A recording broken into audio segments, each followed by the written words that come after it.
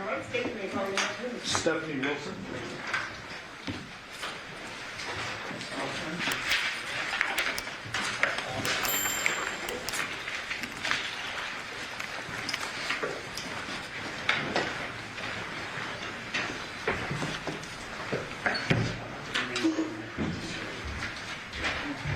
Do solemnly swear or affirm the testimony you're about to give in this action shall be the truth, the whole truth, and nothing but the truth, so help you God? I do. May I see? Thank you.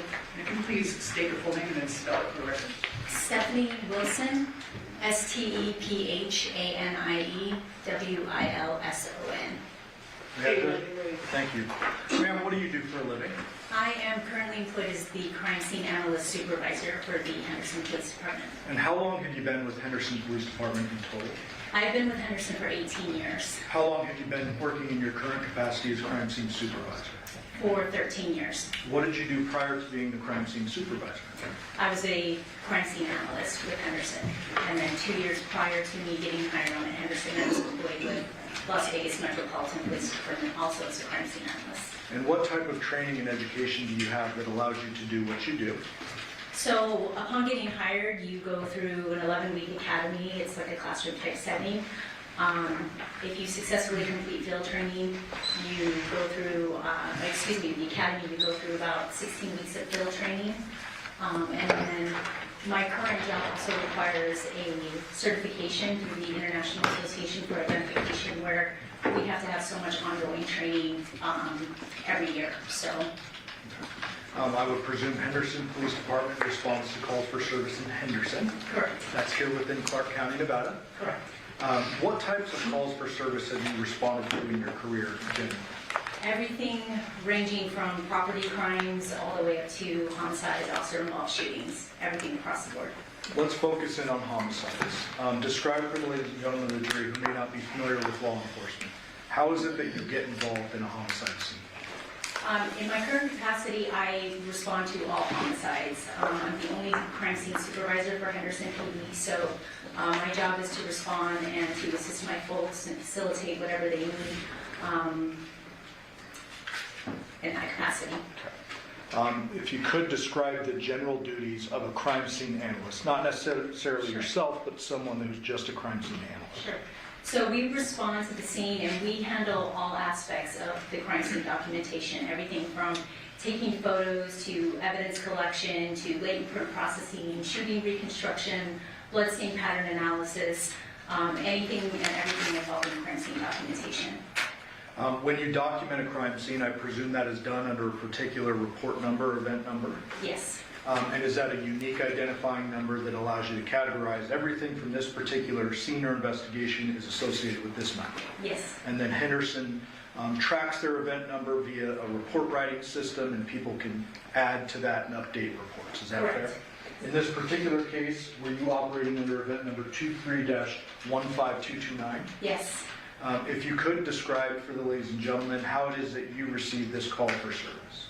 So on an incident like this, I will typically get notified by the detective sergeant. Usually the homicide sergeant or the homicide lieutenant will get the initial call from patrol, and then they will call me and let me know that we may have an incident, and we'll coordinate detectives as well as crime scene personnel responding to the scene.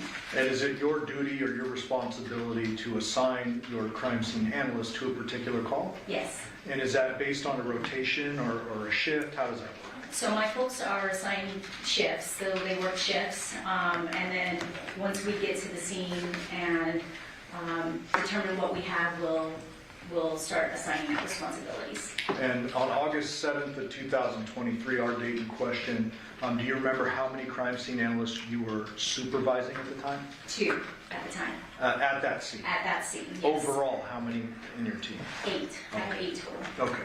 And is it common for a homicide scene such as this to have 2 plus a supervisor? At least 2, if not more, and myself as well. Okay. Who are the other 2 that responded to this scene with you? So I had CSA Megan Bone and CSA Randy Newbold with me. And you mentioned dividing up duties. How do you go about doing that? It's usually based on a rotation at some level, workloads, but usually one person is assigned photographs, and writing the report, and the other person is assigned evidence and diagramming. And you mentioned processing earlier, like latent print processing. Correct. Is that actually something you and the crime scene analysts do hands-on? Yes. Can you describe generally the process of latent print processing and then go into DNA processing? Sure. So latent print processing is really determined on the surface area that we're trying to process. Depending on whatever you're trying to process will determine what type of powders we use. There's multiple different types of powders or techniques we'll utilize, again, depending on that surface. But we will utilize these powders. We will photograph it if needs be, and then using tape, we'll collect the tape, and we'll collect it using the tape, put it on the latent print card. How about DNA processing? So DNA processing is, we'll get there, we'll do a visual inspection. If something looks like it could be blood, we'll photograph it first, and then we will perform a presumptive test to see if it is blood. There's a lot of things that look like blood that are maybe not blood, so we'll perform a presumptive test, and then if it is determined to be blood, we'll document it accordingly and collect a sample. Okay. So the instant case, you responded on August 7th of 2023. Yes. Did you respond to 2698 Paula Durham? Yes. Obviously within your jurisdiction of Henderson. Correct. And do you remember around what time you responded? We arrived at the scene at roughly about 10 in the morning. When you responded to the scene, did you get a briefing from the folks who were already on scene? We did.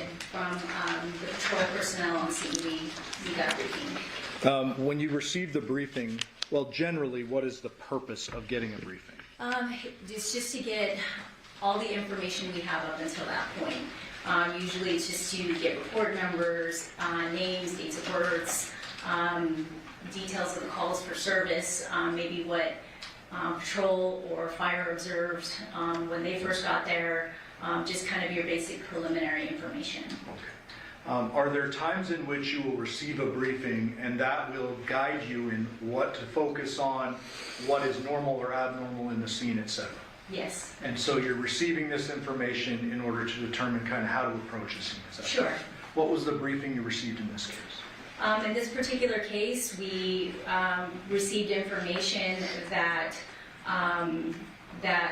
the victim had been found by his mother, that he was laying in bed, and that there was a strong odor of chemicals in the area that he was found. We weren't really sure yet what we had. Patrol had advised that they believed that his head was gone, was missing. That is such a rare occasion, or I guess circumstance for us, that we still were a little skeptical going into that. We weren't sure if we were dealing with, a gunshot wound or something like that that could explain that, I guess. So. Well, let me stop you. Just, Okay. Are there times in which you've responded to scenes where it may be reported in that way, the head is gone, but it's just severely damaged from a gunshot wound or something like that? Yes. Is that what you're referring to? Yes, that's Like what a I'm little- referring to. A little skeptical, Yes, didn't really think it was an actual decapitation. correct. Okay. And so you received that information. Do you receive information related to how many people were at the home at the time the body was discovered? Yes, we were told that there were, the victim was in the scene, and then there were two other individuals that were in the scene. And were those two elderly Asian American folks? Yes, Did you see them when you arrived? Were they still there? we did. They had moved them outside of the house. They were sitting outside the front of the house. And after receiving your briefing, do you essentially go in and do what we refer to as a walkthrough? Yes. What does that mean for the jury? So we go in and we just do a brief walk around the scene and see what we have.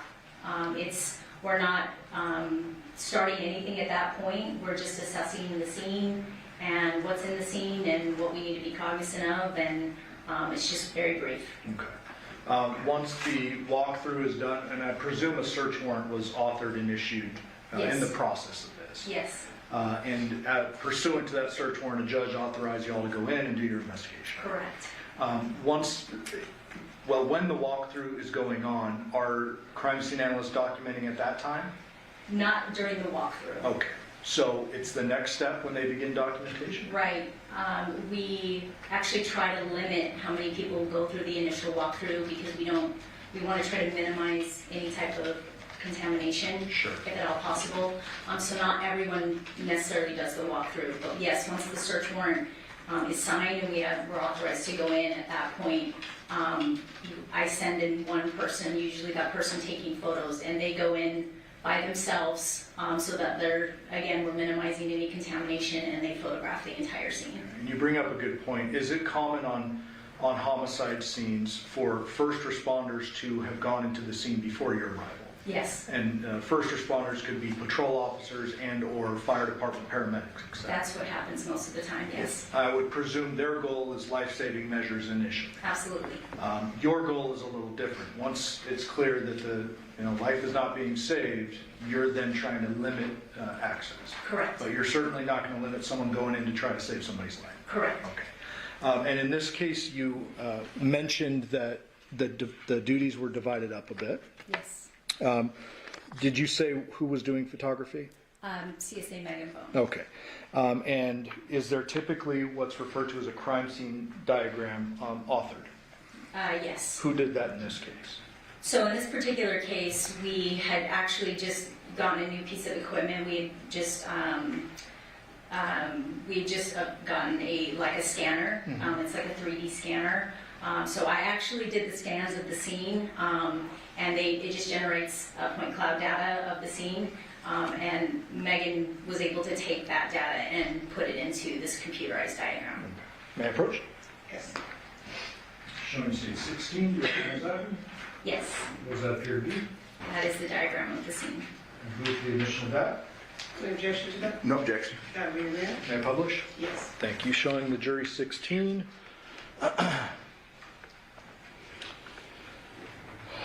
So this particular diagram, does this encompass kind of the lower levels of the home? Yes. Describe the home kind of generally how it was set up, including levels. So when you initially walk through the front door of the residence, I would consider that maybe a lower level. You walk in the front door into this formal living room. From there, there's like a couple of steps that lead up into that formal dining room and kitchen area. The dining room and kitchen area are all on essentially the same level. From there, on, I guess it would be the east side of that dining area, next to the kitchen, there is again another set of a couple stairs that lead back down into that living room where the decedent was found. So bottom left of the diagram, exhibit 16, is this the front door?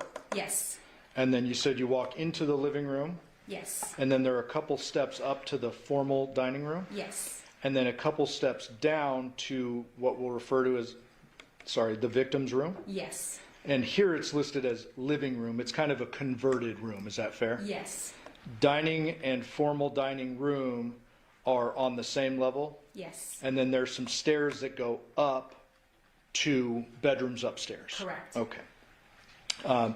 Based upon the scene and kind of how you're approaching it, I would presume that you searched the entire house.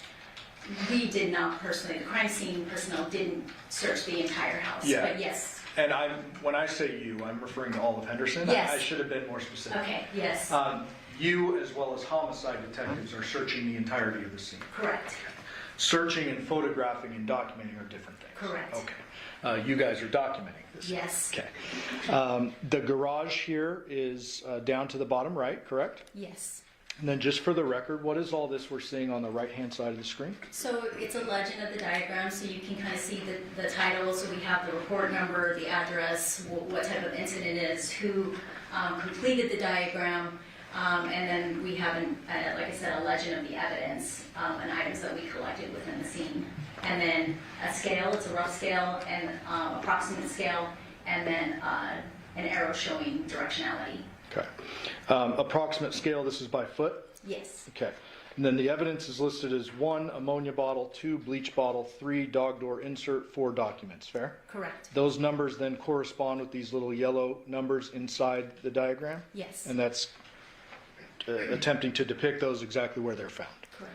And then obviously, we have the victim's body there on the bed. Is that correct? Yes. Prior to you coming into the courtroom, did you have an opportunity to look through exhibits 16 to 234? Yes, I You did. thumbed through all of those? I did. To save some time, you did it in the hallway? I did. And did all those appear to be fair and accurate depictions of the crime scene photos, or some of them that were taken at this scene? Yes. And I would move for the admission of 16 to 195 and then 208 through 234. No objection. No objection to those, okay. 16 to 195 and 208 to 234? Yes. Okay. Move to publish. Permission to post them all. Thank you. Showing you 17. What is this? So that is a gray card that is part of our standard procedure for my folks. When they photograph any crime scene, they begin with this photo card, if you will, which again tells us the date, the report number, who's taking the photos, and from a photographic standpoint, the color scale along the bottom could be important as well. Okay. And the photographed by, it says MB1678. What does MB stand for? Megan Bone, And 1678? that's her P number. P number is an individualized personnel number? Correct. Just another way of tracking evidence and such. Correct. Showing you states 18. Is this 2698 Paladura? Yes. Obviously located within a residential neighborhood. Yes. And describe kind of what we're seeing in this particular photograph. This is the front of the house. This is how it appeared when we arrived. The garage door was partially up like that.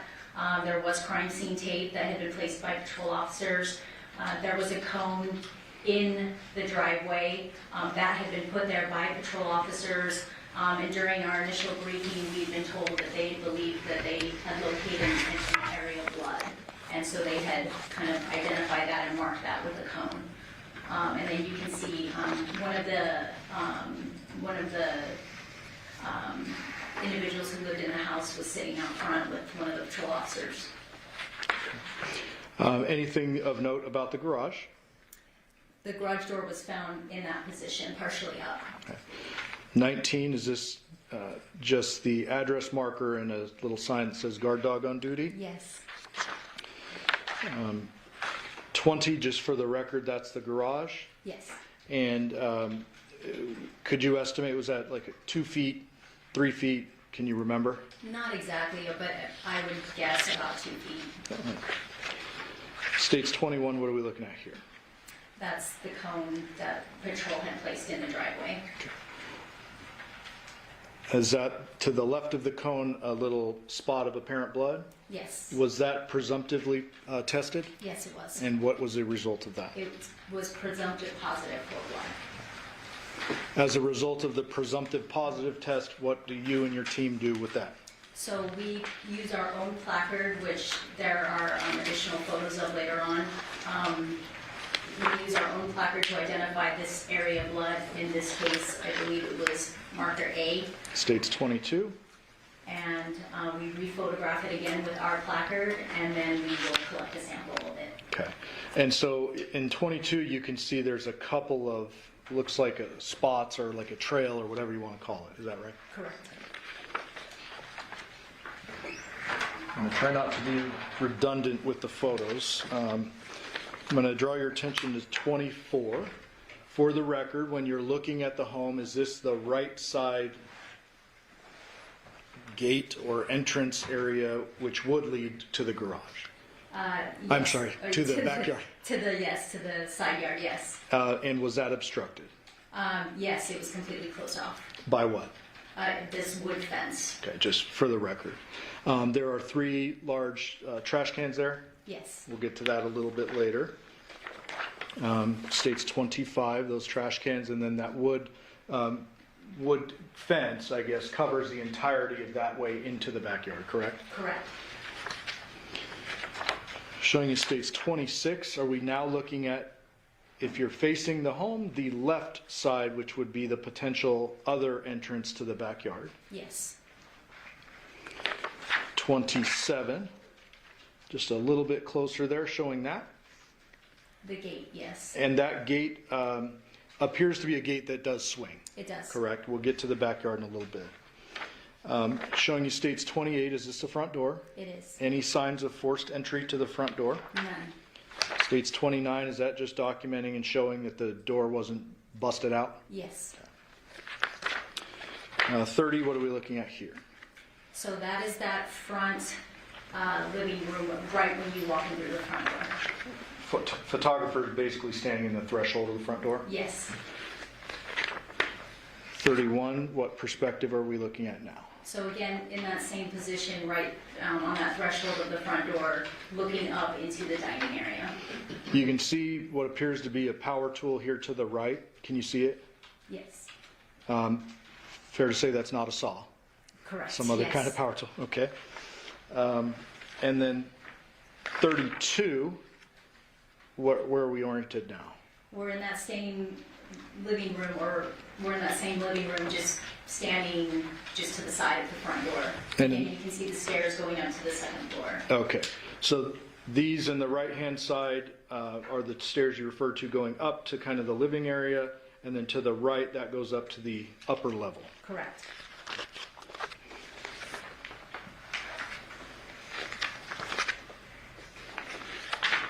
States 34, have we now gone up one level? Yes. And do you remember what this is referred to in the The dining area. Okay. So these are overall photographs Yes. before anything is kind of moved and searched. Correct. Yes. 35, orient us please. Same in that dining area, but you can kind of see the entry going into the kitchen. 36, is this just showing the stairs that lead up to the, I guess it's the third floor, but the upper level? Yes. 37, what are we looking at here? That is a closet just inside that kitchen area. 38, That's an overall of the kitchen. 39, just a different angle of the kitchen. Yes. Was the kitchen searched and documented? Yes. 40, is that the kitchen? Yes.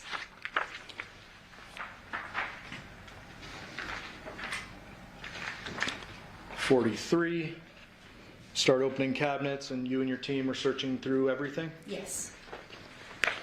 44,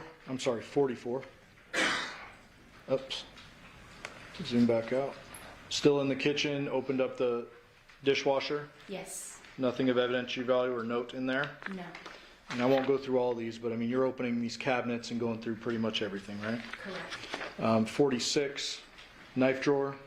Yes. In here, we have kind of your common steak knives and butter knives over here. Is that fair? Yes.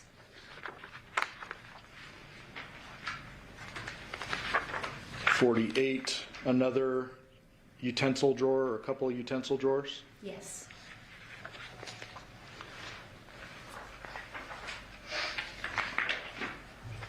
And there are several other drawers, cabinets that are photographed in the kitchen. Is that right? Yes. Anything that you found that had any apparent blood on it or anything of potential evidentiary value? Nothing. And you went into the 56, went into the fridge, documented everything. Fair? Yes.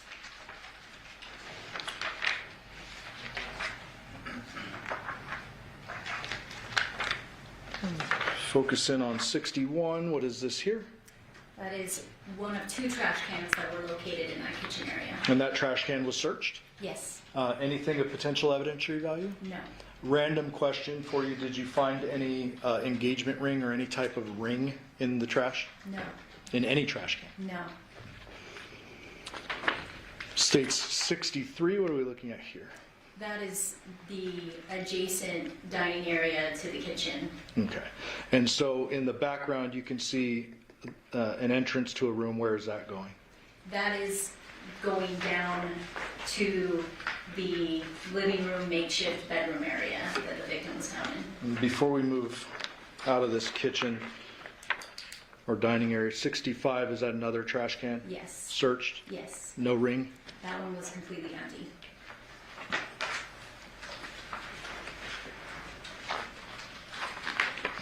'67, what are we looking at here? So that is standing right on, in the dining area, right before those steps leading down into, again, the living area, makeshift bedroom area. And just for the record, there is no door that enters into this room, No. correct? There is what appears to be a flag and or a bed sheet that kind of doubles, I guess, as a door or block. Yes. 68. So this isn't a basic overall, we're starting to get into the overalls of that living area, again, bedroom, makeshift bedroom area. 69, same room, just different perspective. Yes, 70, same room, different perspective. yes, Now we're finally seeing the bed for the first time. yes, That's kind of tucked around the corner there, is that correct? that's correct. 71. So what does this hallway lead to here? So that hallway leads to a bathroom and the laundry room that connects to the garage. Okay. 72, different perspective, same room. Yes, 73, different perspective, same room. yes, 74, same room, yes. different perspective.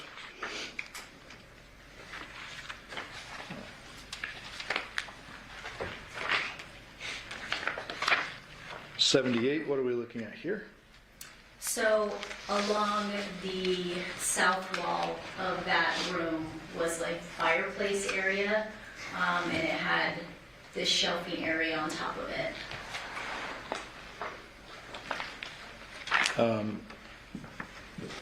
A fireplace area, but it appeared it's blocked off. Yes. Right, it's kind of doubling as shelves. Correct, yes. 79 is this? That's a table in that room. All right. Before we approach the bed, so are there any general observations you made of this part of the scene before we get into the bed and the body? It appeared to be cluttered with clothing and other various items. There was nothing that particularly stood out visually. Again, just that it was dirty and cluttered and kind of unkempt. And obviously no weapons or anything No. like that you found at this point. No. So states 80, we're kind of shifting over to the bed here. What are we looking at? A shoe, some socks, some random clothing items.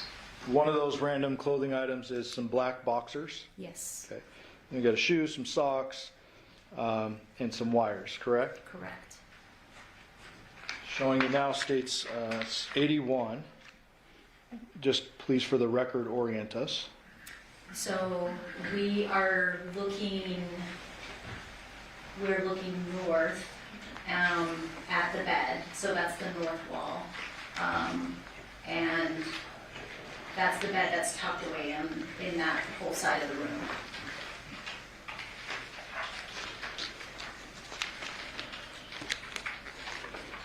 '82.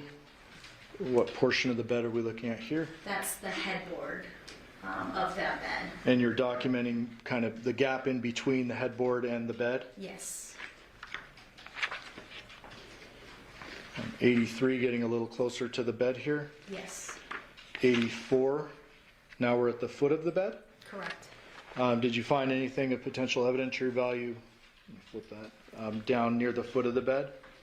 That's where we started seeing what appeared to be blood. Okay. Was the foot of the bed. And I do have photos later that show your markers, but do you remember where that particular blood was? Right on the foot portion of that bed, that wood frame of the bed, we started seeing like our first drops of blood. Okay. We're getting a weird glare here, so let me see if we can. And some on the carpeting.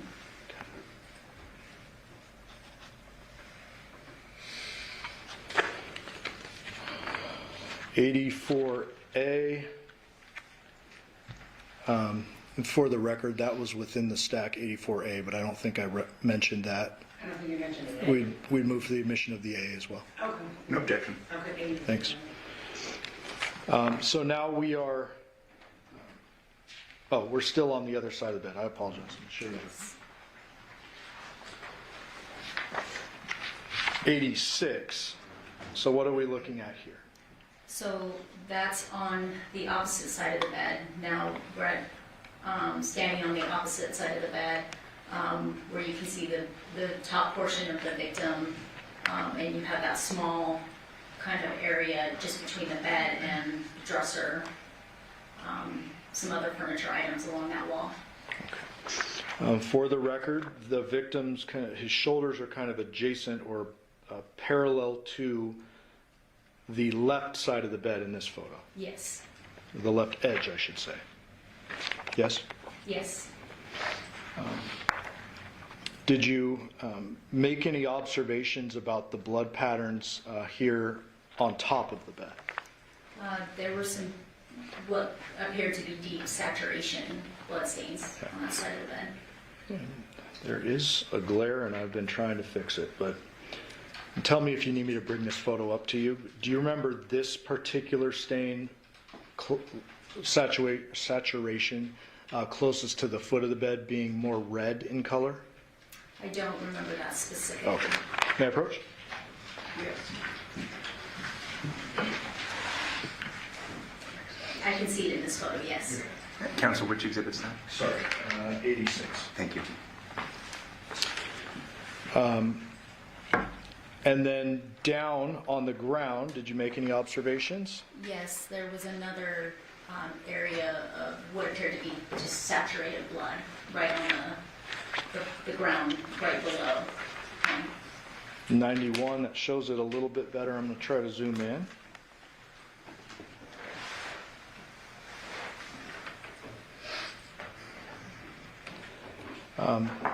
The larger stain on the ground, is that an area you would refer to as a saturation point? Yes, And then there's another lighter spot above that, correct? correct. Just tell me kind of what your observations were related to this blood and the positioning of the victim. So that was right below where the victim's head would have been. Clearly that's where we saw the bloodletting injury, if you will, occurring. So that's where carpet is a little difficult, but those were saturation stains. So it was just blood that had pooled and saturated in those areas right below where he was at. Showing you 92. Is this that same stain, just a Yes. different perspective? Yes. Do you see areas of kind of displacement or like odd patterning here? It's difficult to determine that, but to determine like clean borders, but Sure. yes. Sure. Clean borders, like what are you referring to? What does that mean? Like if something had been placed there, carpet again is difficult because you don't get those clean borders that you would see like on a hard surface or a non-porous surface. Carpet is a little more difficult, but yes, like you can, I guess, see the outline of where the stain ends. On the right side of the stain, it looks like there's almost a straight line. You see that? Yes. Okay. I would presume your photographer got a little closer and took several photographs of this area as well as the victim's shoulders. Yes. Showing you now 93. This is a little bit better photo of the patterning here on the bed. Is that right? Yes. Did you make any deductions or observations related to the amount of blood, the positioning of the blood, etc.?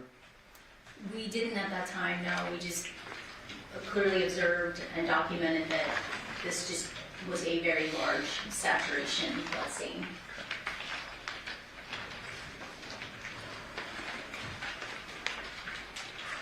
'98, this is a different perspective. Oops. What are we looking at here? So that is the upper portion of the victim, again, void of his head. And just for the record, is there a substantial amount of blood on top of a blue and white comforter? Yes. And then what is this item right here? That's a large pillow that was underneath the top portion of the victim's torso. States 101, different perspective of the area where his head should be, correct? Correct. Did you make any observations about the color, I guess texture, or anything about the blood? Yes, the blood appeared black, just dark, extremely dark, atypical of what we usually see. And I should have asked you earlier, did you smell anything while you were in the scene? It was overwhelmingly, the chemical smell was overwhelming, burning our eyes, burning our nostrils. It was overpowering the chemical smell that was coming specifically from this area. That smell was present throughout this room, but the closer you got to this area of the victim, when you walked around the foot of the bed and came towards this area, it was overpowering. I'll show you one more. States 100. For the record, kind of the same perspective, but it shows a little bit of the pooling over here as well. Yes. And ma'am, did you make any general deductions related to where this person was decapitated? We felt like it was done right there. Why do you say that? I mean, there wasn't any signs of a struggle. There wasn't any signs that he had been moved. There wasn't, if anything, we hypothesized whether or not he'd been rolled from back to front, but that was the extent of the movement that we felt that he had gone through. That there was no movement outside the back. Okay, and so rolled from the spot that is pretty apparent down a little closer to the foot of the bed? Correct. Either rolled or, again, something that had blood on it had been placed there that caused that saturation stain. But as far as him himself, we didn't feel like there was any movement or very little movement. Now I have a personal question for you. How tall are you? 5'2". You are a petite woman, we can all see. Did it appear to you that his body was the size where someone like you could roll him over? Sure. Yeah. The documentation doesn't end here, correct? Correct. Eventually the sheets and stuff are kind of peeled off, onion-like layers, right? Yes.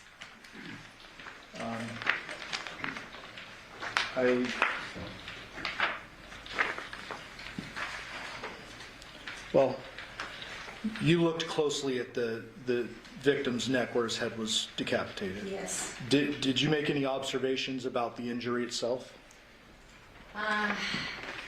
No, not about the injury itself, no. So I want to show you 104, and you mentioned the chemical smell earlier. Did you observe any injuries to the body that may have been consistent with some kind of burning of chemicals? Yes, he was covered in what appeared to be almost like blisters, or I guess burn or chemical burns throughout his body.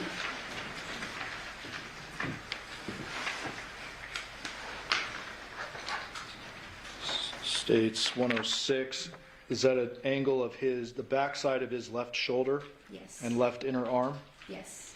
And are these some of the blistery kind of burn-like marks you're seeing? Yes. And many of those are documented closer. I won't Yes. go through all of them, but they're documented closer, correct? Yes. Moving away from the body now to 109, what are we looking at? That is looking down that short hallway leading towards, again, there's a hallway bathroom off to the right, and then you can see the laundry room and that door that leads out to the garage. 110. What are we looking at there? So those were two, I guess, bottles of cleaning supplies that were found on the ground. Right, that door is the door to the bathroom. So one of them was a bottle of ammonia, and the other one is a bottle of soft scrub.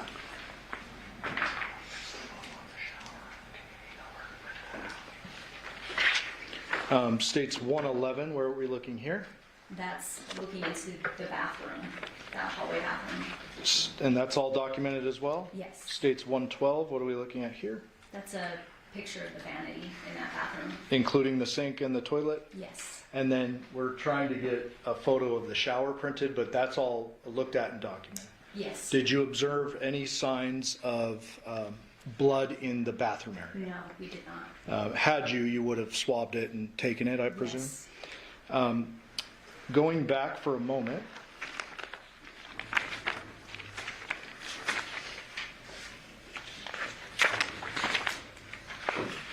to states 100, would you agree with me that the blood in this area is generally focused where his head should be, and then at the bottom of the, or I guess the foot of the bed and the ground, Yes. directly underneath him? Yes. Have you responded to crime scenes involving gunshot wounds? Yes. Okay. How, I mean, any estimate, thousands, hundreds? Hundreds. Okay. Have you responded to scenes involving stab wounds? Yes. And is it common to observe blood kind of less focused in one area in those types of scenes? Can you explain that? Well, would you expect with a gunshot wound cast off or spray or spatter? Yes, absolutely. What are those terms that I just used, just so the jury understands? So anytime you have like a gunshot wound injury, you will see various types of blood stain, blood spatter, if you will. We have forward spatter, you'll have back spatter. For injuries involving like sharp objects like stabbings, a lot of times you'll see cast-off patterns, things like that.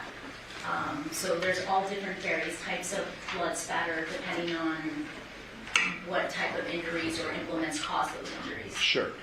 And if an injury occurs while a person is alive, it's probably more likely that their arteries are pumping and their veins are pumping. Absolutely.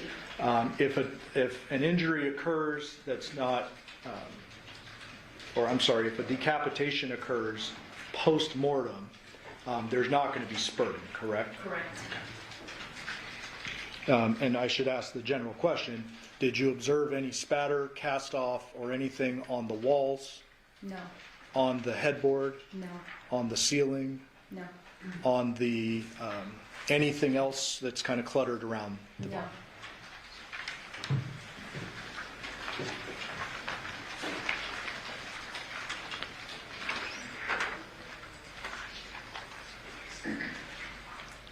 Anything of evidentiary value found in the washer and dryer?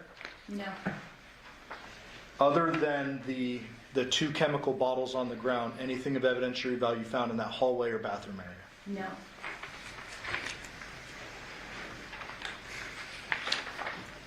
$119. Is this the door, the garage door? Yes. And I guess, what perspective are we looking at this at? So you're inside the garage. Okay. So we pass through that hallway, past the bathroom, into Right.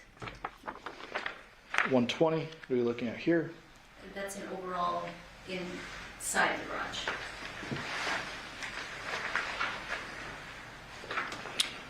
$121, different perspective, but kind of capturing the other angle. Yes. $122, also in the garage. Yes. Did you, and I should say all of you, HPD, Yes.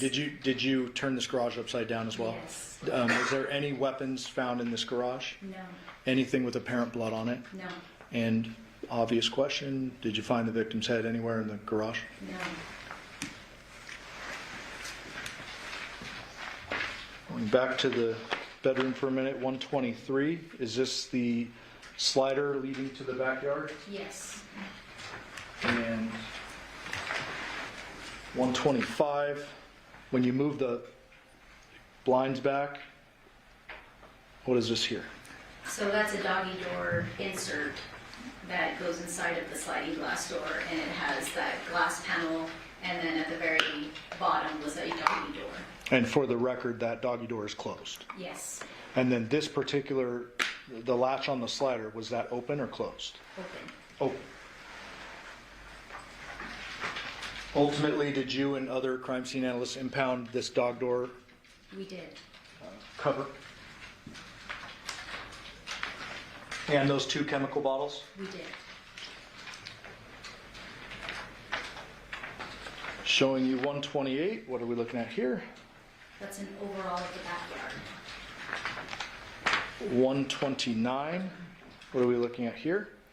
That's the side gate that we previously looked at inside of the house. I'm going to try to zoom in the best I can.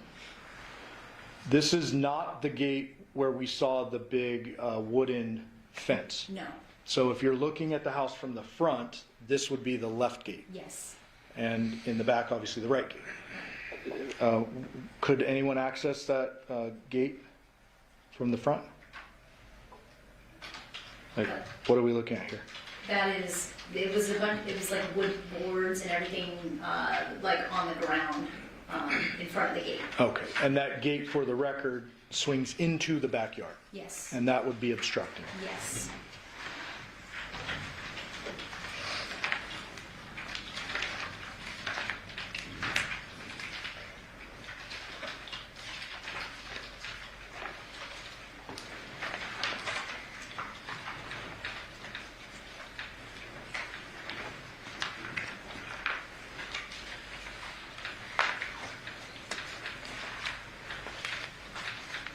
And actually,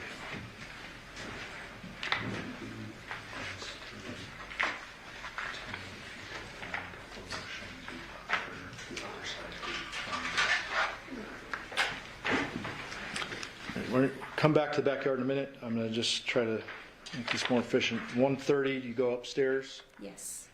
You and other crime scene personnel document all of that. Yes. 1:31. This is the upstairs area. Yep. Right at the top of the stairs. And just as an example, 132, you're opening cabinets, you're going through everything, correct? Correct. Without showing a bunch of photos, was there anything of potential evidentiary value found upstairs? No. Any weapons? No. Any head? No. Any blood? No.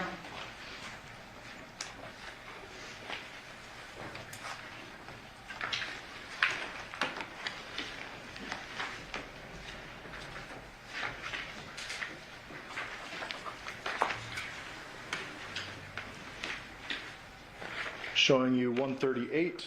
Is this one of the upstairs living area bedrooms? Yes. And can you see some, what appears to be some little girls' clothes and little stuffies up here? Yes. Well, that's what my kids call them, stuffies. Yes. 140. Some more kind of child's clothing or small clothing there. Yes. This is all upstairs. Yes.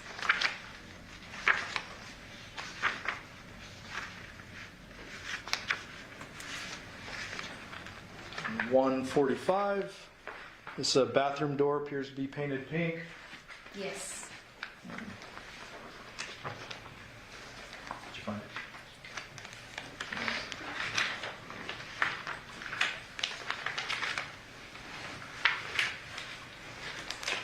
All right. So very briefly, 153. We now have evidence placards next to the 2 chemical bottles, Yes. and those should correspond with our crime scene diagram. Yes.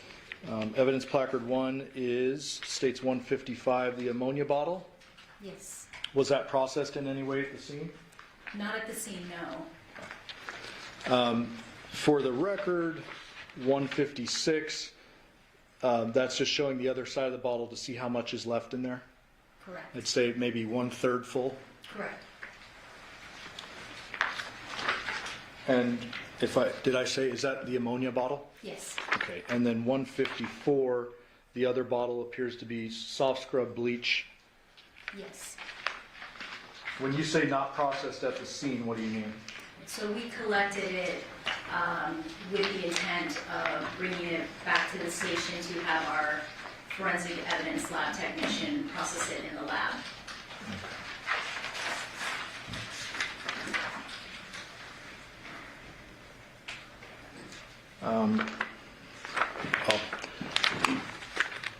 Going back to the backyard for a moment, the one gate is obstructed that swings inward to the backyard. Correct. The other side, I've shown you a photo earlier from the front, that gate, that wooden fence, Yes. does that cause that side to be completely obstructed as well? Yes. Okay, so both sides are obstructed. Yes. States 160, where are we now? So that's the foot of the bed where the victim was. 161, now we have an evidence placard showing what?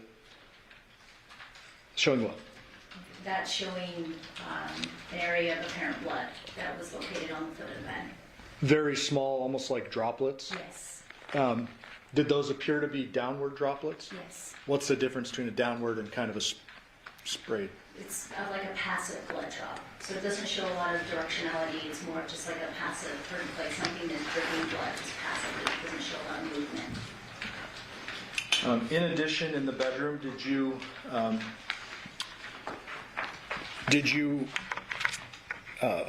and other crime scene analysts locate a bunch of writings, pink writing? Yes. Were those accessed and then ultimately photographed page by page? Yes. Did those shed light on your investigation? Yes. And generally, without saying what the letters say, why were they relevant to your investigation? It appeared to be handwritten notes regarding a child custody disagreement. Okay. I'd move for the omission of 196 to 207. We'd object as a hearsay if you want us to approach with Please. And we're gonna make this two-way argument, I don't know that that's gonna be done in the next 20 minutes.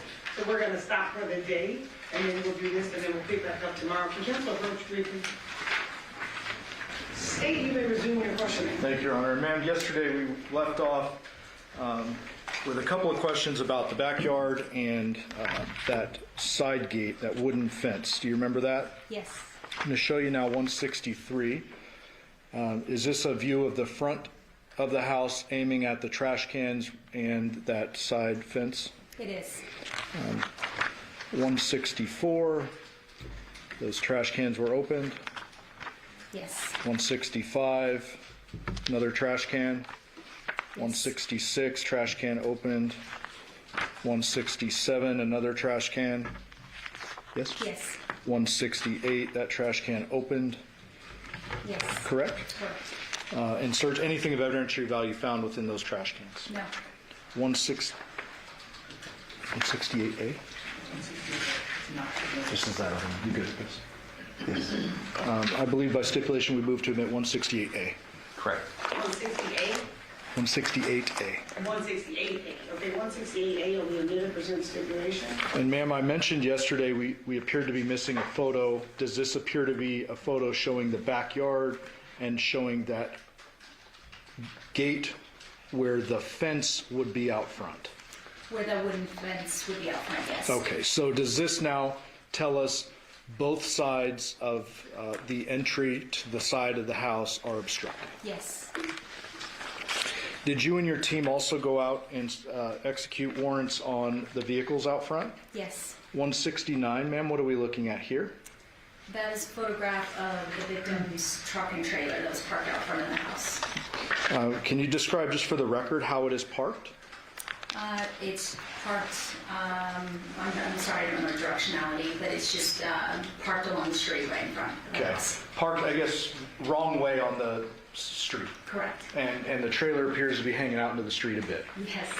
170. Did it appear that the moving trailer portion was somewhat empty, Yes.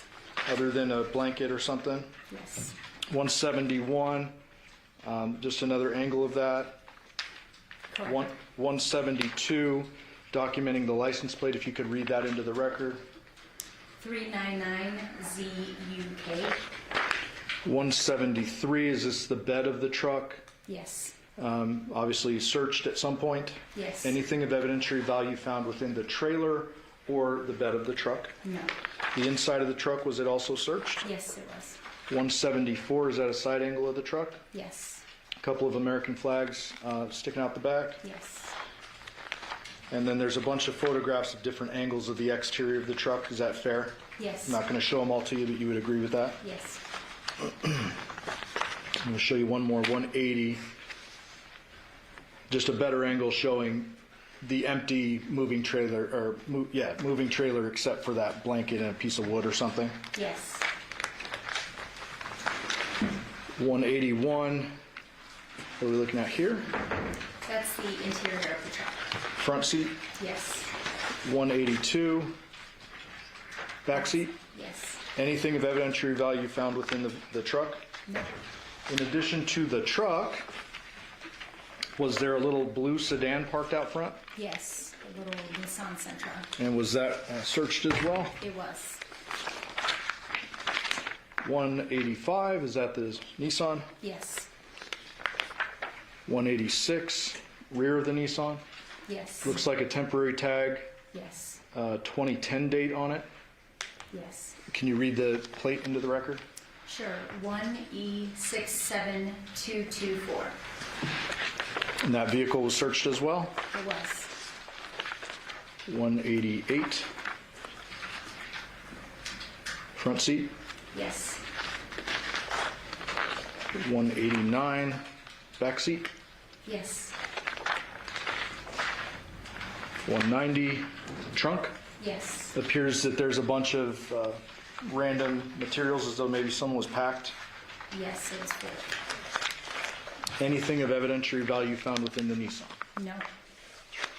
And I'm assuming that when you're referring to evidentiary value, that would include anything related to blood. Correct. So let's go back inside the residence just briefly. I'm almost done with you. Okay. 193, we showed this yesterday, but this particular dog door, did you say was it impounded under our vent number? Yes, the cover was, yes. And you mentioned some latent print processing. 194, what are we looking at here? So that's the door that's leading from the laundry room to the garage, and that was also processed for making fingerprints.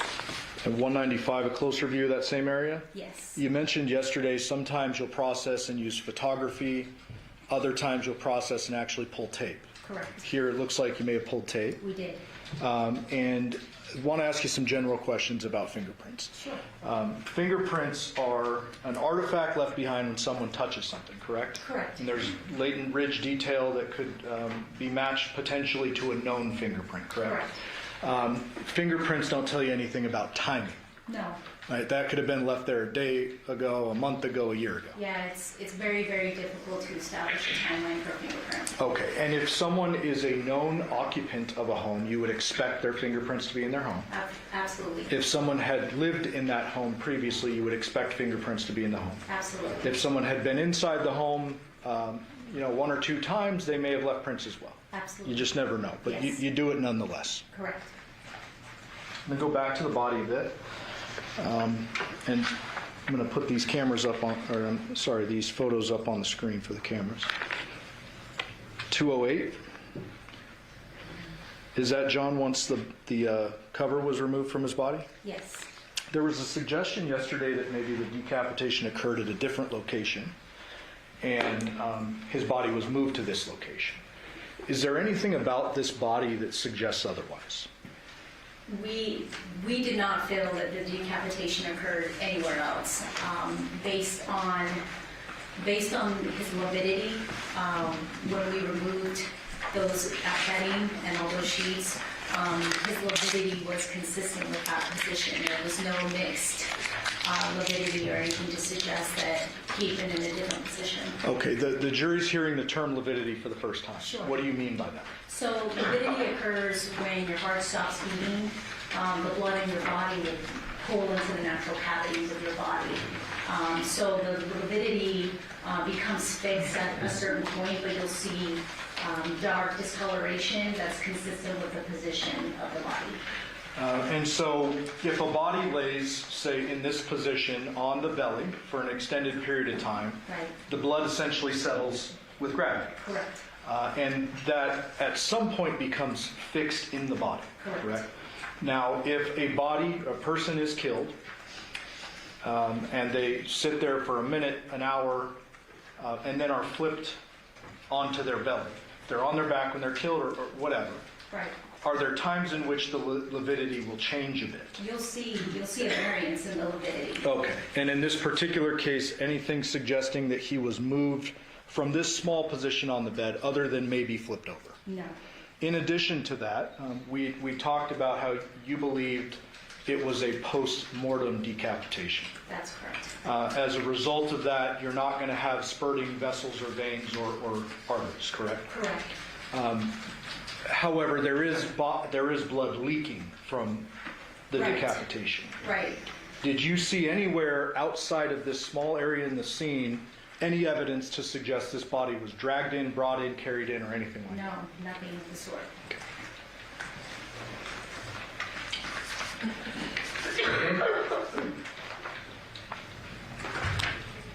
Showing you 212. Now that the cover is removed, can we see more of those what appeared to be chemical burns? Yes.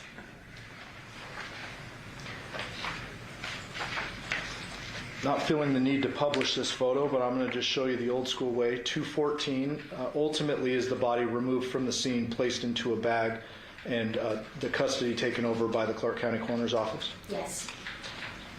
Ladies and gentlemen of the jury, I just remind you, you will have all of the photos that were admitted into evidence when you go back for your deliberations. Thank you, Your Honor.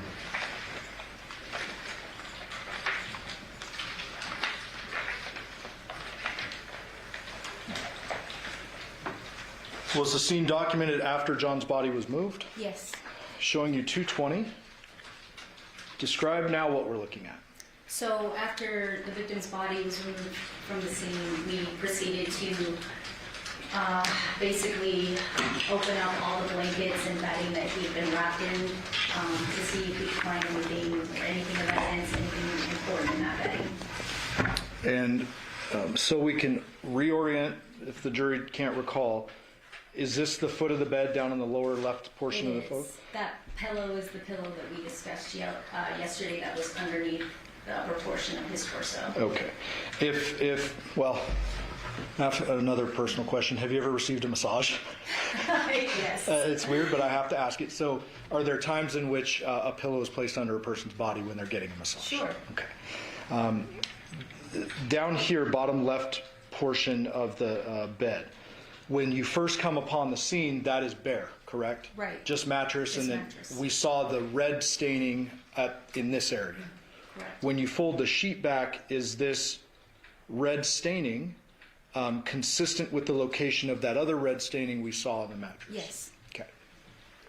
So hypothetically, if someone were to want to roll this body over to do something to it, could the initial impact have occurred here and then the whole sheet been rolled over and with the body in it? It's possible, yes.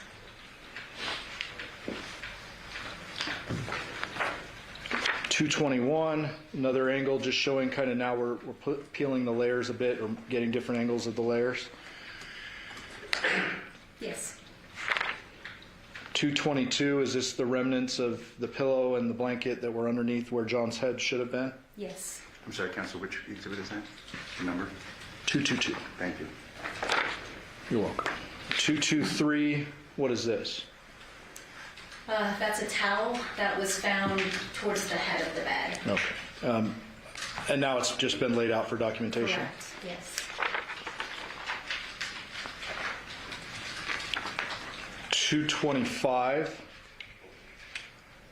Are we now seeing the white comforter kind of spread out Yes.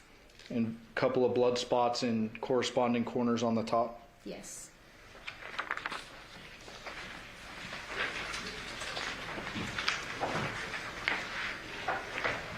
I'll show one more graphic image just to talk about a point you made earlier. .229.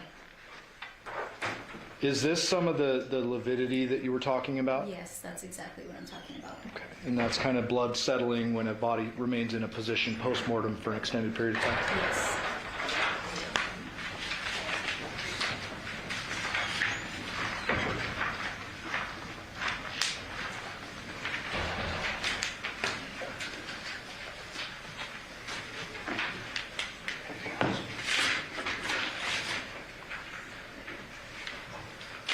One last question. Did you observe any bleeding injuries to the victim's hands anywhere? No. Thank you. I'll pass the witness. Vince, Charles? Thank you.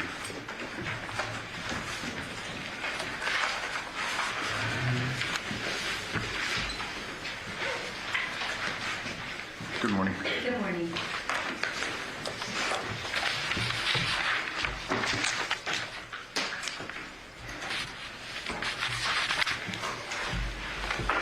We'll just start with the last part of your testimony, address some of the testimony that you gave yesterday.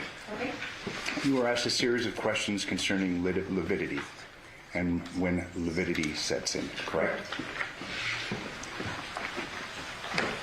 You'd agree with me that you don't have an opinion as to the time of death. I would agree with you, yes. So when you talk about lividity, you're kind of just guessing because obviously lividity sets in after someone dies, correct? Correct.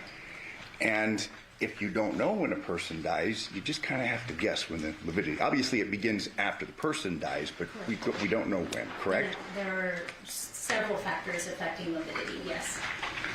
And what time was it that these photographs that you've testified concerning? When were these photos taken? We entered the scene, I would say somewhere between noon and 5 o'clock.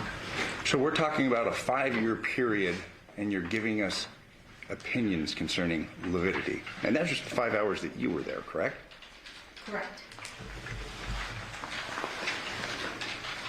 You gave an opinion concerning it appears the body had not been moved, presumably from the time of death that you don't know, correct? Well, I don't know the time of death, no. No, and that's my point. Yet you're giving an opinion concerning the lividity, correct? All I can base my opinion on is what I observed during the time that I was there. Correct. That's somewhere during that 5-hour period, correct? Based on my knowledge of lividity and based on what I observed while I was there, that's what I'm basing my opinion on. Let's talk about lividity. When does lividity begin to occur? I'm not a medical examiner, but I'm not comfortable answering exactly when it sets in. Thank you, and you're making my point. So it's pretty tough to say that this body stayed in that same place based upon the lividity and based upon my observation of it, correct? What I'm saying is that based on my observations of the lividity, there didn't appear to be any variance other than the position that he was currently in. Fair to say the body dies and it moves 2 or 3 times in a 1-hour period. You can't give an opinion concerning the lividity and when it set in and if the body was moved or not, correct? I'm not a medical examiner, and like I said, there are several factors that affect lividity, including the body itself, temperature, things like that. So, again, I'm not comfortable answering those questions. So fair to say, let's just not get a point where, well, the body wasn't moved because of lividity. That's a fairly unfair assumption, an unfair testimony, unfair conclusion to reach, correct? No, I would not say it's unfair. I see. We don't know when the body died, correct? Correct. We don't know what time lividity may have set in, correct? Correct. But nonetheless, you're just going to testify and say the body wasn't moved. Lividity evolves. Correct. Lividity evolves, and at a certain point, it becomes fixed. And again, there's a lot of factors involved. So again, all I'm basing my testimony on is what I observed while I was there. Okay. During the 5-hour period, correct? We were there longer than 5 hours. Yesterday, you had given testimony that based upon what you saw and the evidence you collected, you had an opinion that it was there on the bed. This gentleman died, correct? Correct. You testified that there wasn't any signs of struggle. Correct. Fair to say there could have been a struggle somewhere else and the body wound up on the bed. You can't give an opinion, correct? No, I can't. You testified yesterday that we, and presumably that's you and other crime scene analysts, or who else? You said we a number of times, like we hypothesized that about him, the body being rolled. Who was we? Members of my team, members of detectives who were also there. We did a lot of discussing as a group, as a team. And when you talk about hypothesizing, is it kind of like in a scientific sense where you reach a hypothesis and then test it? We don't, that's something that we can't really test. But based on our observations and evidence at the scene, yeah, we potentially come up with theories on how blood stain patterns could have occurred. That's very common. Okay. But getting again, too, we don't know the time of death, No. based upon your testimony, No, do we? we don't.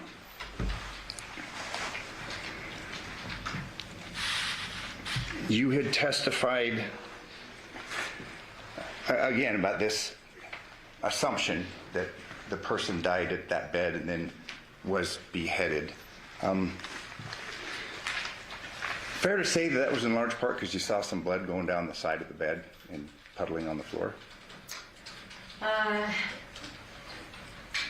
mean, there was obviously bloodletting there that had occurred, but I don't know that that's the sole reason that I made that I made that statement. Okay. Well, we don't have the time of death.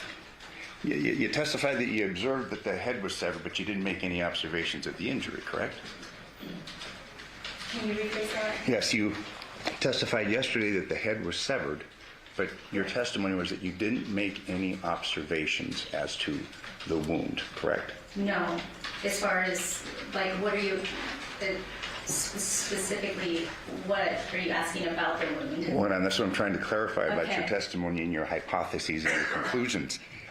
You testified yesterday that you did not observe or analyze the wound, correct? Well, I observed it up close, but I didn't make any determinations as far as what could have caused that or what implementations that caused the decapitation. I didn't make any of those specific assumptions. But nonetheless, you gave an opinion that the head was severed there, correct?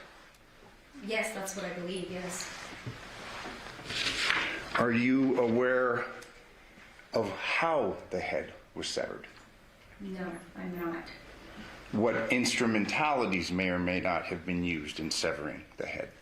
I have read the anthropologist report at this point, but at the time, no. Okay. I didn't make any assumptions at the time, no. But you were reaching these hypotheses prior to reviewing the anthropologist's report. Not a hypothesis about what instruments were used to cause the decapitation. Well, you're talking about the death occurred here, but you're not really clear on how the death occurred, correct? Or at least how the decapitation occurred, fair to say? How the decapitation occurred, no. You're aware, and since you've addressed it, hand-powered knife and mechanically powered saw, correct? Correct. You gave testimony concerning cast-off, blood, things like that, correct? Correct. And it was your testimony that you didn't see any evidence of cast-off, correct? I did not. You didn't see any evidence of cast-off on the walls, correct? Correct. You didn't see any evidence of cast-off on the headboard. Correct. You didn't see evidence of cast-off on the mattress, did you? No. You gave some opinions concerning blood spurting when a person's alive, correct? Correct. Fair to say that a mechanically powered saw would, the kinetic energy would cause cast-off? Well, it's difficult to say, and my only experience with hand-powered tools post-mortem involved being present for multiple autopsies at the coroner's office, where they use power tools to cut up an individual's head or do Y incisions, and no, I don't see any blood spatter associated when they do that. Morgue bodies have been refrigerated, correct?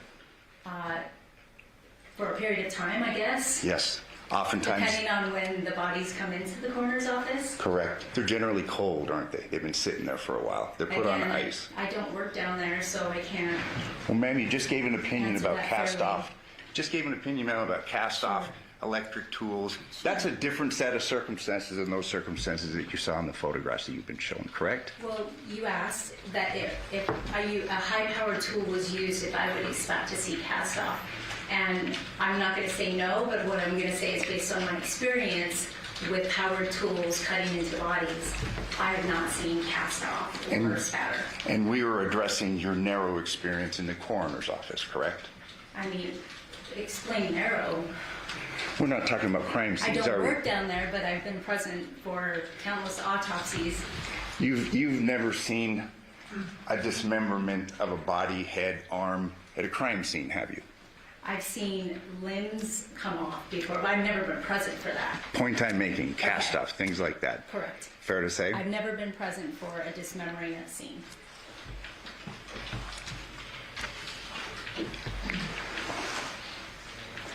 You had given opinions, and are these all the exhibits right here?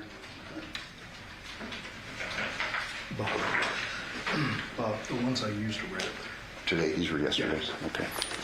All of them.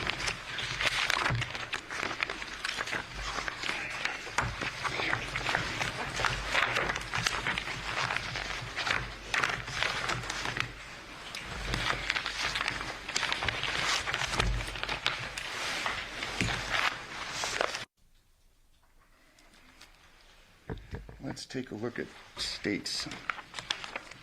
Exhibit 87.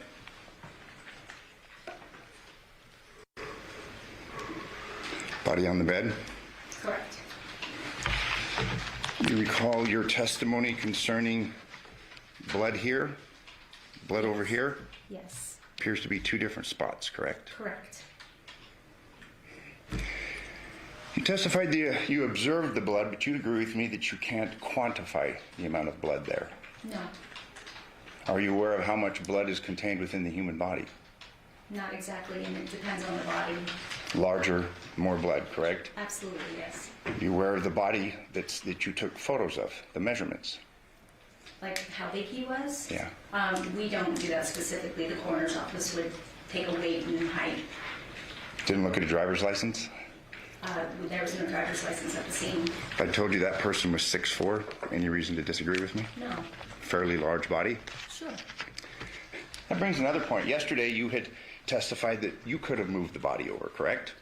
I could have rolled a body. Have you done that before? Rolled a body in a bed? A dead body? Not a dead body.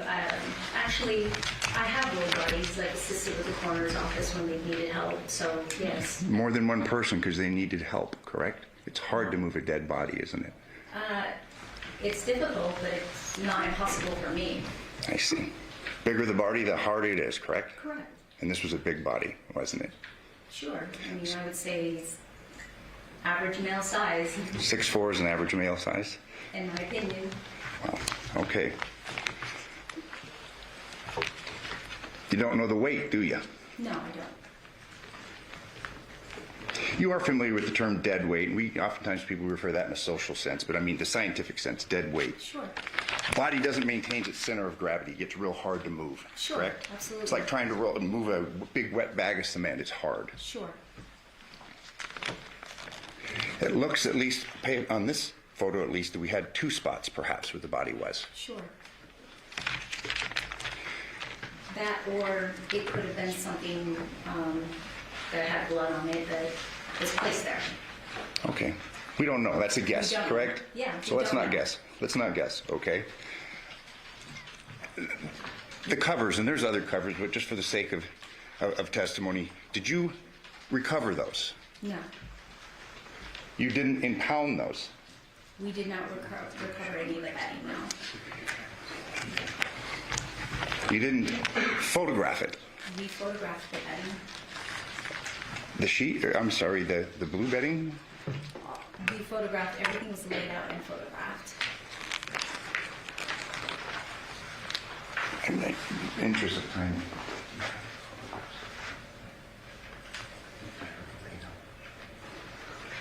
The colors, yeah, it's in that. Is it in this? Yeah. It's just slanted. I brought these things. Thanks, Mike. So there was no analysis performed upon the bed cover? No. Analysis of what kind? Cuts? We did visual observations, but we did not observe any cuts on the bedding or the bed. Did you take any close-up photographs of the members of the, future members of the jury, law enforcement, defense attorneys? No? We did overall photos, and if there had been any defects observed, we would have documented those. No close-ups? Close-ups of what? The bedding, where the body's found. We laid out the bedding, but like a close-up would be something of a specific area or a defect or something like that. So I mean, you're giving testimony about a head that you don't know how was cut off, and that somehow that happened there, correct? Correct. And you didn't keep the bedding, correct? We didn't feel like the bedding had any evidentiary value to it. I may approach the witness. Yeah, obviously, you've gone through these crime scene photos. If you could please show us the photograph that you took. You know, the photograph of what? Of the bedding that we're discussing. The blue bedding, specifically.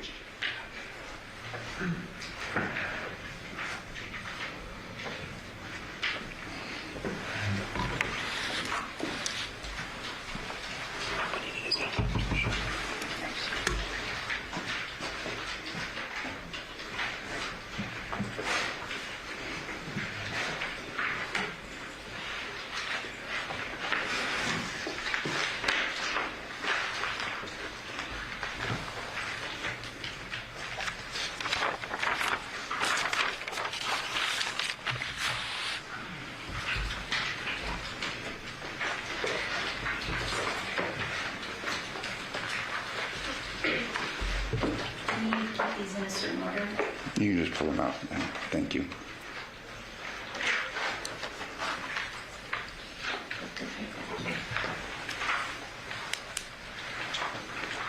All of these contain overalls. Are you specifically referring to the blue comforter? Yes. Okay. Sure.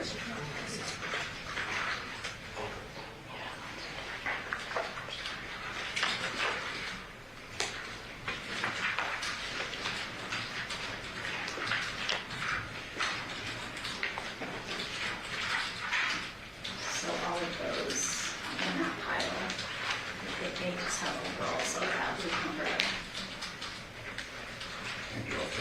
Sorry, it's a little bit of a mess.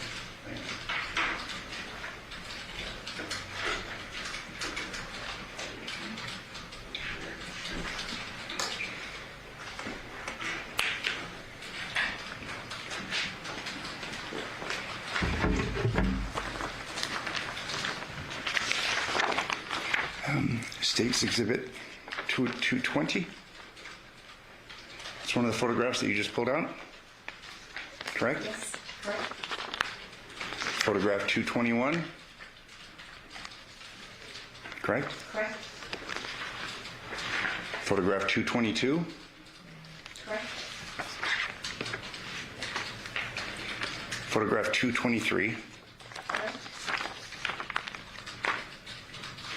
photograph 224. Correct. No close-ups, correct? Again, like close-ups of, The fibers, I mean, to say cuts. I mean, obviously, we've now learned that a power saw was Correct. used, correct? correct. No close-ups of And again, we visually observed every item on that bed. With a magnifying Every glass? piece of bedding, the towels, everything, the pillows, everything that was on that bed, and we didn't just observe cuts or defects on any of those items. So you got a head that's cut off with a saw, and it didn't leave any marks. Power saw. Fair to say? We did not observe any defects.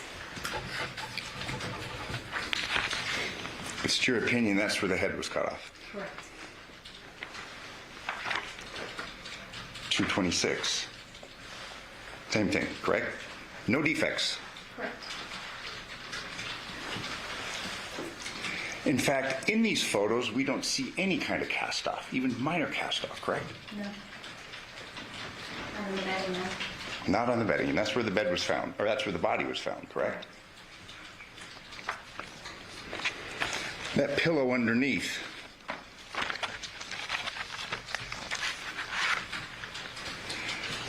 You've given some testimony about getting massages, correct?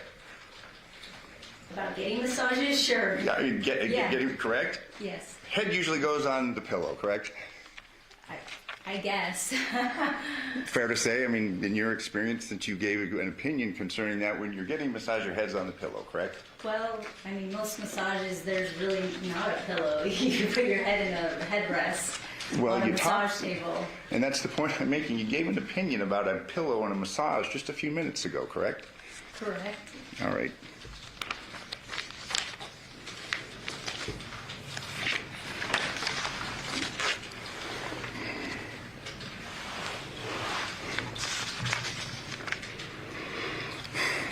You would testify that there is a bathroom downstairs. Yes, Closest bathroom to the body, correct? correct. Did you take any photographs of the inside of that bathroom? Yes,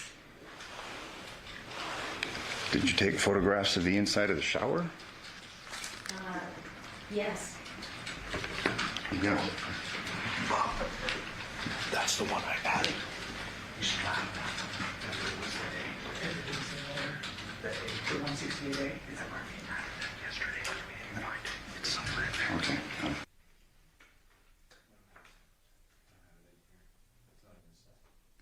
They've been admitted. How many photographs of that bathroom downstairs were taken?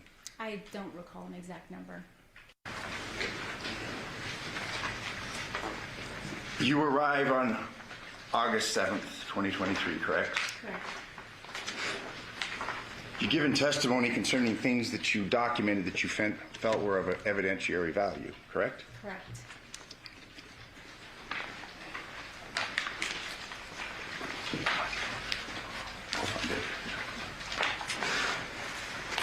Fair to say that you go in, you're taking photographs, but you're not perhaps aware of all the facts and circumstances that may have given rise to the murder charge or the death, correct? Correct. So you kind of go in there, you do the best you can, but you may not have all of the evidence or all the necessary facts to make appropriate decisions as to what is of evidentiary value. We do the best we can with the knowledge that we have at the time, yes. Yesterday you gave an opinion concerning a ring, correct? Not an opinion, I was asked if we located a ring in a trash can, and I said no. Okay. You didn't inventory what you found and what you didn't find, correct? In the trash cans? Yes. We photoed like the interior of those trash cans, but we didn't write down everything that was located in those trash cans. And that's been provided? We have all the photographs of all these trash cans and their contents? I have the photos that I reviewed that I was presented with when I got here. You were asked several questions on direct. Did you photograph everything of evidentiary value, correct? Yes. You'd agree with me that when you were there and your team and you're taking photographs, a ring was of no evidentiary value, correct? If we had found a ring in a trash can, we would have specifically photoed that. That's atypical. In what sense? Well, most trash can items would be trash. Like you can see in one of the photos, there's empty water bottles, your typical trash items. I think a piece of jewelry in a trash can would be atypical. We would have documented that. But that's assuming that it's a piece of jewelry. It's made out of a fine metal, correct? Again, yeah, I think anything in a jewelry box or ring, something like that, I'm sure we would have documented. How about a rubber ring? Don't have an opinion, correct? We didn't locate a rubber ring. Would you have photographed it? I'm sure we would have photoed the contents just like we did on the other trash cans that there are photographs of. We photographed the contents inside the trash can. Exhibit number 68, trash can. It's your testimony that you photographed the contents of exhibit 68. Can you refresh my memory on what Exhibit 68 is? There's a trash can that you gave testimony. Actually, it wasn't. It was admitted. How many trash cans were in the residence? There were 2 in the kitchen that we observed. Okay. Anywhere else? Downstairs? I'm sure there were, but I didn't make a note of how many trash cans were in the house. So we have to rely upon the photographs, correct? Correct.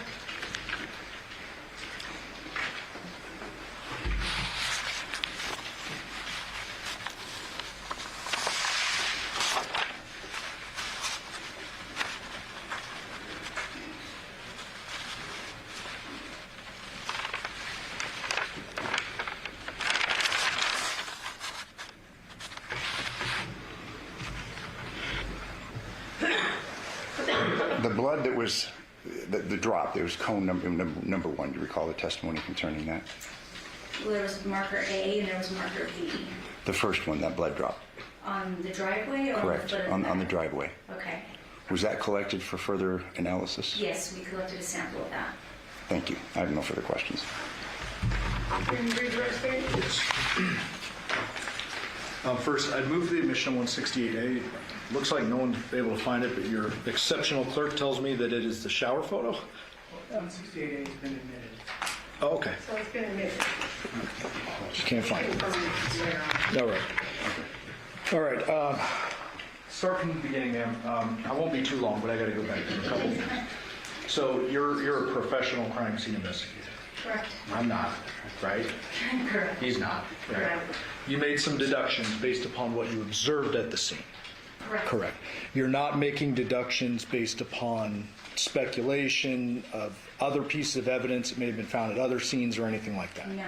You're just observing what you're observing, coupled with your experience, and you're making some deductions. Correct. One of the things that was brought up was time of death. You would agree with me that it's very difficult to determine a time of death unless someone is killed on camera or something. I would say so, yes, and that's outside of our wheelhouse. Yeah, that's not your world. Correct. If there's a medical examiner that may testify later, she might be able to speak better to the timing of death. Absolutely.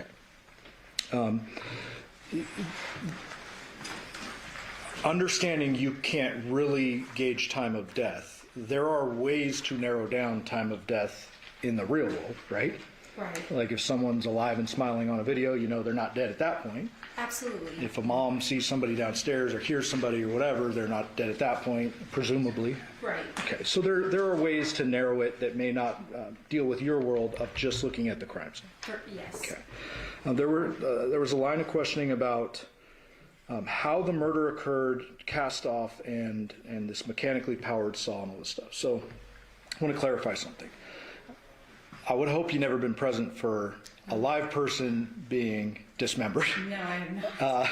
You have been present during autopsies. Yes. And autopsies are clearly post-mortem. Correct. And you deduced from this scene that this was a post-mortem decapitation. Yes. Okay. And so in the autopsy setting, if the coroner, I don't want to get too graphic, but I mean, they use some heavy-duty tools sometimes. Yes. And when they're using mechanical or mechanized saws, you're not seeing blood spray, No. spatter, or anything like that. No. Okay. So that's the decapitation portion. Right. Talking about the actual fatal blow or blows, Okay. did you see anything in the scene that suggested a gun was used? No. Did you see anything in the scene that suggested an item was used multiple times? No. What would you expect to see in a scene if a head blow is done multiple times? That's where you would see various types of bloodstain pattern. Okay, and that would be cast off or spatter or You whatever. would see multiple impact patterns, impact bloodstain patterns. Would you expect to see cast off if there is a single blow? No. There was a discussion about John's size, and I don't want to get too morbid, but you can't estimate his height when he's missing his head. Correct. Right. Correct. And so you're just deducing based on what you saw of this headless body that you, a person of your size, could flip that person over a couple feet or whatever. Correct. Okay. There was a lot of discussion about defects in the bedding, and I want to clarify here. So when you have a large item like a comforter, you're taking, you and your team are taking overall documentary photos. Right. If you see a defect, especially on a scene where somebody's missing a head, you're going to zoom in and focus on that. Right. So what your normal process is, you're observing it, you're looking for defects, you don't find them. Right. If you did find one, that would be like a zoomed in photo, maybe an evidence marker or something like that. Yes, we would put something indicating that defect and take close-up photos of it. Now, you weren't there, you don't know what happened when he died, right? No. There was evidence that the person who did it cleaned up the scene because there's a big glaring thing missing from the scene, right? Actually, a few glaring things. Right. Weapons and head. Correct.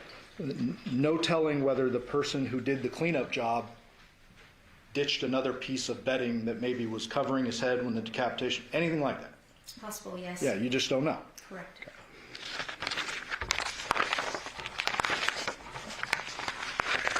You mentioned that there was no ID found No. because Mr. Draskowitz asked you about his height and weight and look at his driver's license. You said no. No, And that reminded me, I don't know if I asked you.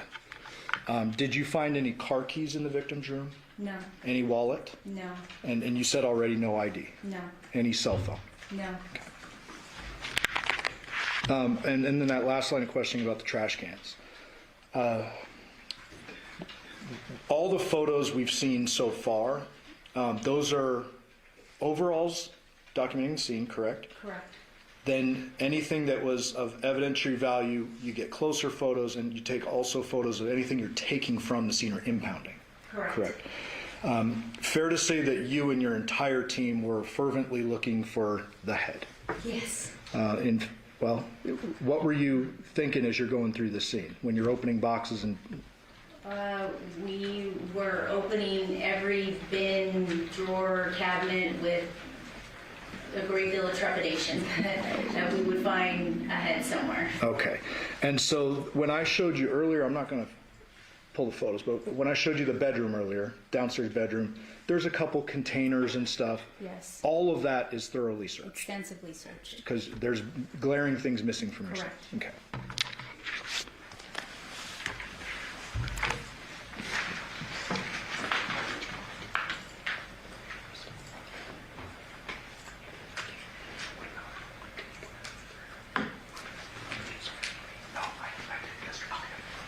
All right, thank you, ma'am. We'll pass it. Any follow-up, Mr. Jeffrey? Yes, thank you. Based upon those questions, primary focus, you're looking for a head, weapons, correct? Correct. If there'd been any defects to the bedding, to the sheet, to the mattress, to the pillow, you would have photographed it. We would have photographed it and we probably would have taken it. Thank you. No further questions. Any follow-up? No, Your Honor. Ladies and gentlemen of the jury, have any questions for this witness? Okay, seeing no response, ma'am, you are excused. Thank you very much for your testimony.